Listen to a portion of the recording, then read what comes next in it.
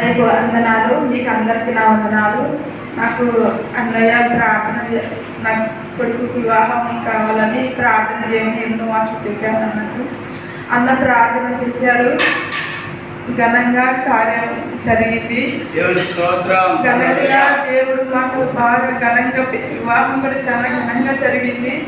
అన్నయ్య నాకు ఒక చేయనప్పుడు ఎక్కడప్పుడు వచ్చినప్పుడు కూడా అన్న ప్రార్థన చేయన్న అన్నప్పుడు నాకు ప్రార్థన చేశాడు, ఇంట్లో చేసినాడు. నేను తెలియడం అనుకొని ఇంకా నొప్పికి తక్కువలాక 9 ఎప్పుడు ఫోన్ చేసినాను. నాకు చాలా నొప్పి ఎక్కువైంది అని ఫోన్ చేసినాను. ఫోన్ చేసింటే అన్న ప్రార్థన చేసినాడు. నేను చెవులో కమ్మలు ఇద్దరు పెట్టుకున్నాను. అక్క కమ్మలు తీసేయకపోతాయన్నాడు. ఆ కమ్మలు తీసి అప్పుడే ఇసిరేసిన నేను. ఇంకా అప్పుడు తెల్లవాడటల్లా నాకు ఆ రెక్క నొప్పి కూడా ఒక 10,000 రెక్క అయిపోయింది. ఎప్పుడైనా నాకు బాగా కాలేదు.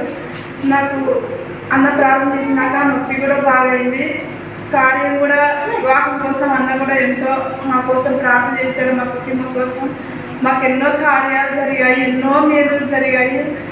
అన్న ప్రార్థన ప్రతి ఒక్కదానికి మాకు ఇంతవరకు చేశాడు. అన్న దేవునికి వందనాలు, అన్నగారికి నా వందనాలు.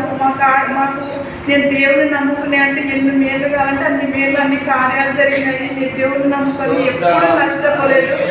నన్ను ఎప్పుడు దేవుడు నమ్ముకున్నానంటే నేను ముందుకే వచ్చాను తండ్రి.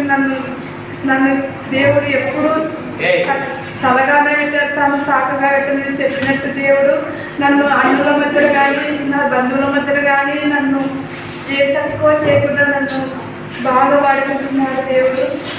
అన్న ప్రార్థన చేసినాడు, నేను సాక్ష్యం చేయాలని ఎన్ని రోజుల నుండి అనుకుంటున్నాను కానీ నేను రాలేకపోతున్నాను. కానీ ఈ రోజుగా దేవుడు ఎప్పుడు అయిపోతుంది, నేను సాక్ష్యం చెప్పాలని మందిరం పోయి అనుకొని ఈ మందిరం దేవుడు ఈ రోజు నడిపించినందుకు దేవుడికి మహిమ ఘనత ప్రభావం చెల్లించుకుంటూ అన్న ప్రార్థన చేసినందుకు అందరు కూడా వందనాలు చెల్లించుకుంటూ చిన్ని ప్రార్థన దేవుడు ఆలోచించిన కాక.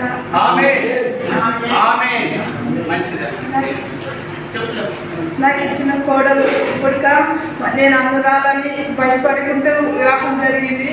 కానీ ఇట్లా ఎవరున్నా కానీ ఇంట్లోకి సేవకులు వచ్చే ఒక నుంచి ప్రార్థన చేస్తున్నారు, ఎంత ప్రార్థన చేసుకోవాలి సాయంత్రం అయితే నాకు చెప్తారు. ఎంతో నా కోడలు కూడా దేవుళ్ళ నమ్మకంగా దేవుళ్ళతో ప్రార్థిస్తున్నా. కుటుంబం అంతా నీ పాద సన్నిధి చేయాలని దేవుడిని అడుగుతున్నాను.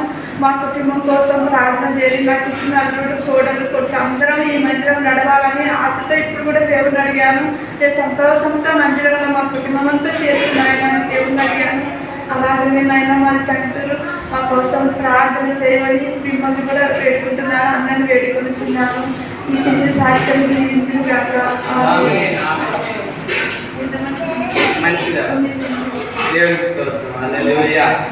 మరి కోడలు 9 నెలలు గర్భవతి. అక్కగారి కొరకు కూడా ప్రార్థన చేయండి. అక్కగారి పేరు సమాధానమ్మ. మరి సమాధానమ్మ కొరకు, కోడల కొరకు, కుమారుడి కొరకు ప్రార్థన చేయాలని మనం చేస్తున్నాం. ఈ సాక్ష్యం దేవుడు దీవించును గాక.